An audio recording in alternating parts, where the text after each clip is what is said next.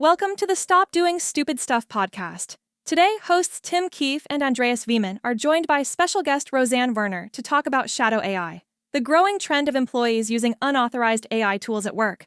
A surprising 78% of workers are bringing their own AI tools to the workplace, and one-third knowingly break company policies to do it.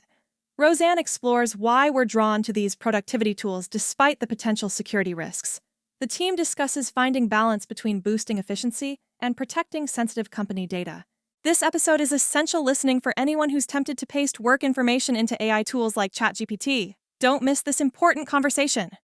Hi, everybody. This is Tim Keefe for another SDSS podcast. And we're very excited this week to have a special guest with us and to talk about a really exciting topic. And let me turn this over to my co-conspirator, co-cellmate, and sometime friend, Mr. Andreas Wieman. Andreas, so what's up for today? Well, I like the adequate use of the adjective sometimes. That was proper. So I'm really excited today. And let me tell you why. Not only is it the topic, but we actually have a guest, Rosanne Werner, who I have immense pleasure in talking to on a variety of subjects, but particularly this one is on shadow AI, or as some of you have been around for a minute, probably remember back to shadow IT. So I think it's a really important topic and we're going to have a great discussion. And I'm just glad I have someone else to talk to other than Tim. I feel the same, by the way. That was one of the benefits of getting a guest. Secondary back-end compliment that doesn't count. Rosanne, what do you you want to kick us off on the conversation here? Thank you, Andreas. Thank you, Tim. Thanks for having me again. This topic is quite a prominent topic at the moment. Like with the buzz of AI, employees are now itching to try, and some of the what I find is some companies are still trying to figure out their AI strategy, what they want to do, but this is then leading employees to bring their own AI tools to work. And I think Microsoft's work trend report said about 78% of employees are bringing their own AI tools to work. What does that mean? People are putting company data in there. Like it's an unauthorized use of AI in the workplace. But they know it's going to help them with their productivity. That's the thing. And they want to try it. And there's a big gamble between companies, how quickly companies are willing to move and how quickly employees want to get their hands on these tools. Yeah, I think that's a really key part. And so we were joking around before we were recording that I can't wait to bring this up. That's exactly what I was going to bring up is we're going to talk about the security side of this 100% for sure, as we should, because it's vitally important, especially given the cyber first world we live in right now, right? In data retention, data protection, et cetera. But look at I would say, adoption or the eagerness to adopt these Gen AI tools. And I say AI tools because everybody has a different technological definition of it. But I would say Gen AI tools like ChatGPT or a Grok or a Perplexity or something like that, right? Look at the employees and how eager they are to leverage this technology to do good. I think that is like telling. That's extremely telling that your individuals are this vested in their work to look for an answer to be able to make their outcome, their productivity improved. So that should be something that should be factored in a way embraced, but then factored into, as Rosanne was saying, your AI strategy. Because I got to tell you, a lot of AI strategies I've seen right now is Tim will, hopefully back this up in a second. They just have some flashy, oh, we're using AI. They can't actually explain how they're using AI. It's not really a strategy. It's very much a people strategy with the tools and the utilization. That's kind of my kickoff. Tim, what do you think? Well, no, I mean, people are people, right? And they all see the hype, and ChatGPT is great. Like, who hasn't been tempted to go in and have it write an email for you? It's the first kind of use case I think everybody got, which was, hey, write an email to Rosanne saying, thanks for following up with me. And I'd love to, on this topic. And it writes a nice 3-paragraph thing. And if I want it to be more lighthearted or more serious, boom, I can change it and copy paste done. Wow, right? I just did whatever. Or, help me. And I do this, unfortunately, quite a bit. Like, oh, I need to write a or just even the other day, I'm going to a big conference in the Middle East. So I went on into ChatGPT on the airplane the other night, and I was doing things like, what are the 5 things, or what are the things I should be careful of, and what are the 5 things I should be looking forward to at this event based on the last 13 years of it. Very powerful conversation that in the past I might have had to do myself by going online and looking, at Reddit or different conversations in LinkedIn or searching. Here in 30 seconds, I got a pretty nice summary of, 10 things that I should be aware of and things I should be really leaning in on. Okay, well, but then when you think about it on the flip side, now I've told this someplace in the cloud that I'm going to this conference and my goals for that conference are in that, why I'm going there. That may or may not be sensitive information, but it's information unto itself and could be used in a variety of ways. I mean, nefarious actor could go, Tim's going to be away for a week. I wonder where he lives. This has happened. It's a big problem now with professional athletes. There was a whole gang in LA that was targeting athletes when they had away games because they figured they're gone. Your personal information gets carried over into this thing. Okay, that's bad enough. But then you get the other thing, and I've done it. I've done it consciously because we're a smaller company, but this is happening where somebody's taking a big spreadsheet full of data and kind of dumping it into any number of these AI tools to have it do some analytics or an analysis of what is this spreadsheet telling me. And that's maybe even protected data under PII or HIPAA or any number of security protocols that company is now responsible for that is completely unchecked and outside of any controls. And we have no idea. I mean, maybe you do, but I'm sitting here truly cloud. I have no idea where this is going. And then, of course, you have, I think with that then becomes almost the complementary risk. Now I'm getting other information back or an analysis done, and I'm using that information as part of creating a report or a recommendation or analysis that might also be captured and uploaded into that cloud. Now, depending on who the owner of that data is, whether that's OpenAI or Microsoft or our friends Google, who are all very trustworthy high technology providers, but there's hundreds of these companies that are either directly collecting or scraping information down into their large language models for quote unquote training. But where is it going? Who's controlling it, et cetera? And so if depending on which hat I'm wearing, CIO, CEO, CISO, I'm probably going to have an aneurysm trying to solve that problem. Yeah. So anyway, I think employees at the moment, they know that AI is going to save them time, and the pace and the volume of work is just increasing with the amount of data that's being generated in the world and how much data that's being collated. And with these tools, I think they know that it helps them sift through the tools. It helps them. They've seen the use cases where people are going, well, I've been able to summarize a minute in a meeting note in a couple of minutes, as opposed to, taking me another, half an hour after the meeting. Mhm. And so they know that it's saving them time. But I think the education and the awareness of where that information goes and who has access to them, I don't think that's been raised to educate or bring that awareness to a lot of the employees or workers or users Mhm. of AI.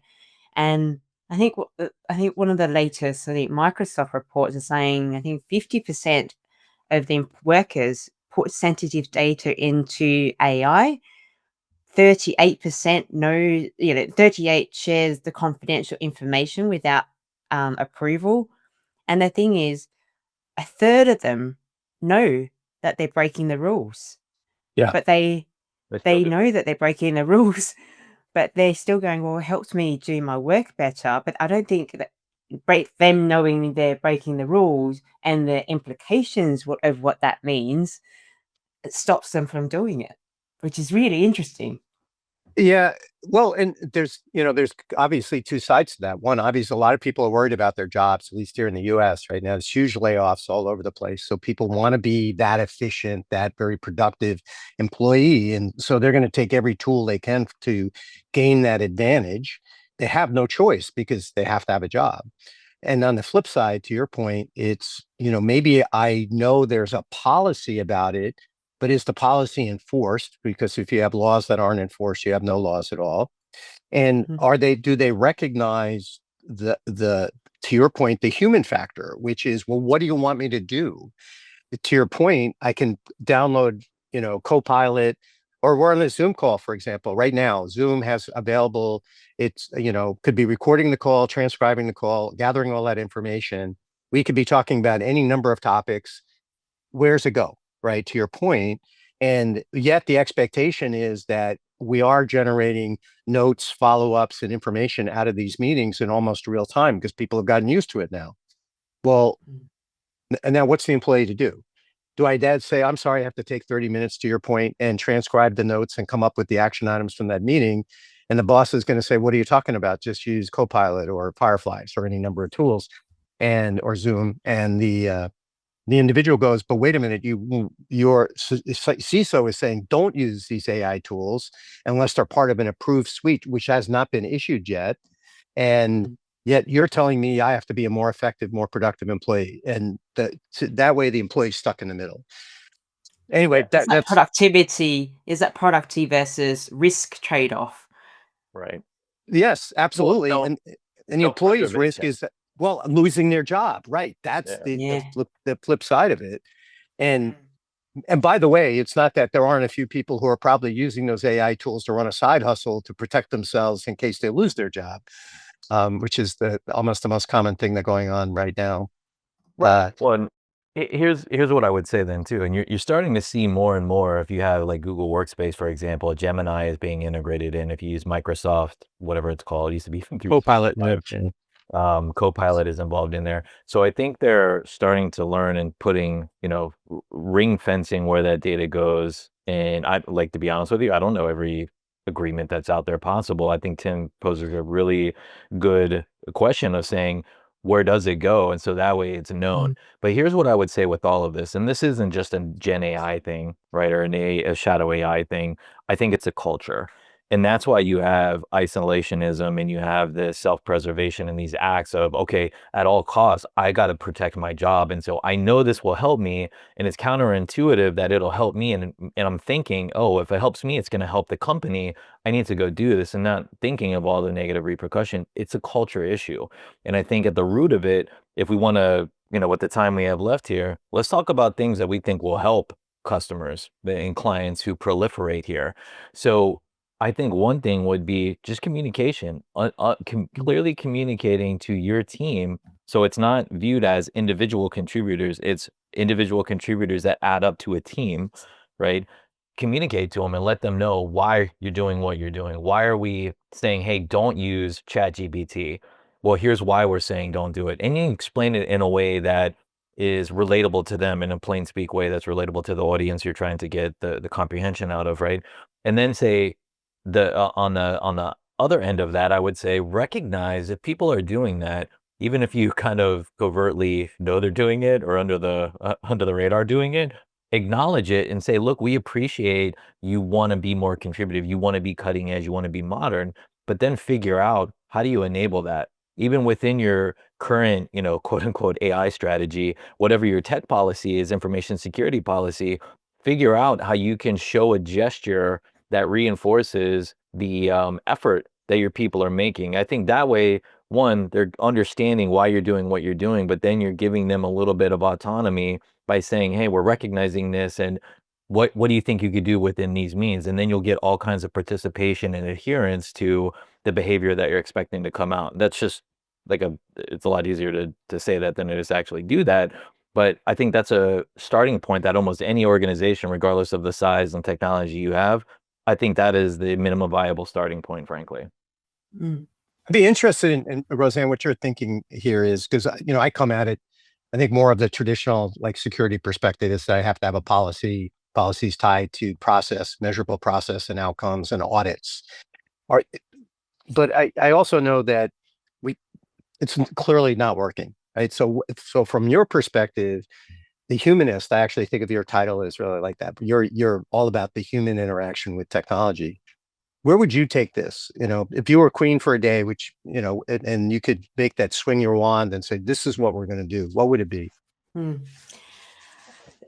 I feel like people have this itch that they need to scratch. So can we provide them with like an AI sandbox where they can really explore and scratch that itch of learning how to use the AI tools? What's the art of the possible? What are the we talk about the safe space to learn from the failures, but then also the brave space to kind of explore openly and push beyond the boundaries, giving them that kind of place to play. Also give that clear guidelines of, well, these are the use cases that work really well, but then here are the no-go zones and this is why. And when you share the examples of, well, these are the cases of things going wrong in terms of data privacy issues and hacking issues, then it helps people relate to, oh, that is a real risk, that is a real Yeah. danger of my data being out there, let alone the company data being out there. So I think it's just kind of being really clear about certain use cases that are good to go in terms of clear guidelines, and then the really clear like no-go zones, but then let them play in a safe space so that they've been able to build those cognitive capabilities, which I think are really important, because in this era it's about how you translate what is in your mind to the machines to do a certain output or piece of work. And that's something that we're not being taught, that we haven't been taught at school and Yeah. through the kind of educational system. And that's something that people are itching to get, because they're Yeah. seeing what other people are getting and they want to get there, and they're playing around these tools, but it's really giving them the guidance and the encouragement to do that in a safe manner. I think you're right. You can't say no, because that's the don't swim here, sign, or don't sit here sign, which we know what that'll do. Everybody sits there. So I like that idea. I think it's got to be, to your point, yes, you can use these tools. However, here are some very specific things and why these specific things you can't go to. Like, you can't share customer data, even if it's in a spreadsheet. No go. Like, under no circumstance can you do that. You can't share customer data. You can't share proposal data, which might be identifiable. I mean, depending on the company and what they're doing. I mean, healthcare, oh my God, that would be a real challenge on some of those. But what they're doing there is they're locking their systems down into small language models and not allowing the use of these LLMs within their environment because the risk is too great. So, And I'd say also give them the chance of putting the hacker hat on for the day. If you were a hacker and you had all this access to the LLM and you were able to go into ChatGPT and pull out certain things, what would you want to pull out if you were a hacker? And think about it that way as well. Yeah. no, I like that. That's a That's really really good one. powerful. That's a really good one. In fact, maybe that's almost a training communication approach to, not just be, no, you can't because I said so, but here's some opportunities for you can see how somebody could use this in a nefarious way or in a way to hurt you as an individual. Like I was mentioning earlier, oh, if I knew you were away on vacation for 3 days, what would I do with that information? Throw a rave at your house, maybe. That might be one way to make sure you never did that again. Well, But man, maybe someone should write a book about reverse brainstorming and, come up with all the ways of, the bad outcomes that you want to try to avoid. I don't know. Maybe one day if we're lucky. Yeah. Yeah, if I knew anybody who likes to write books like that, I would make that a suggestion to them. I think Rosanne would be an amazing author with that "Stop Doing Stupid Stuff" logo over the top of it. So we'll have to make sure that happens.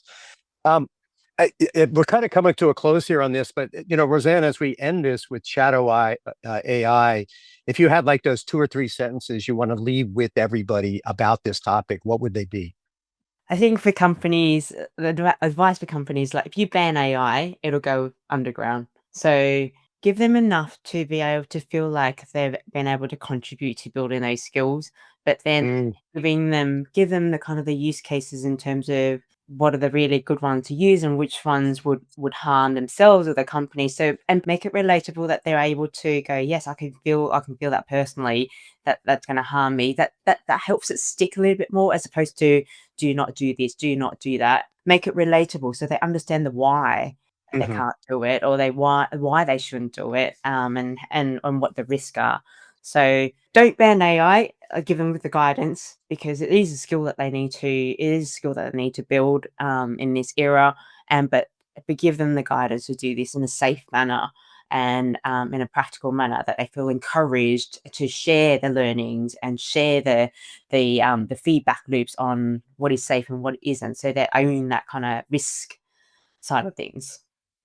I love that, because I think it goes back to almost any project you work on. You get better participation if people feel they were part of the build, if they had a voice in the story or the color or whatever it is that you're doing. I love that. I think that's really powerful. Andreas, anything you want to end with other than Tim should shut up? No, I mean, well, one, you said it for me, so I don't have to use my time there. But no, honestly, I think what Rosanne said is spot on. Make sure you're thinking about the humans and the people that you're asking the behavior out of. How can you make that behavior stick with them in a realistic way? You don't want to squash a curiosity. It's great that they're curious about something, especially if it's work related. That is a kind of blessing in disguise. So figure out within the right parameters that works for you and your business, because every business is different, just like every individual is different. What is going to work for you and the parameters within your organization to ensure that data is safe, but then your people also feel encouraged to be exploratory and inquisitive. Excellent. All right. Well, hey, Rosanne, thanks a lot. I wish you could be here every week so I didn't have to listen to Knucklehead as the sole voice on his calls. But no, I'm kidding. I enjoy it. It's kind of like somebody still flipping your forehead with their finger for 15 minutes every week. No. And Andreas and I obviously have a great relationship by never talking to each other. It was really great to have you. As always, Andreas, thank you for being here and keeping me aligned. Again, Rosanne, I think this is a really powerful topic, and I look forward to you rejoining us again in the future as we continue down this path of the fun story of how people actually use this stuff and what do we get out of it. Thank you Thanks, so much, everybody. Tim. Thanks, Andreas. Thanks, everybody. See ya.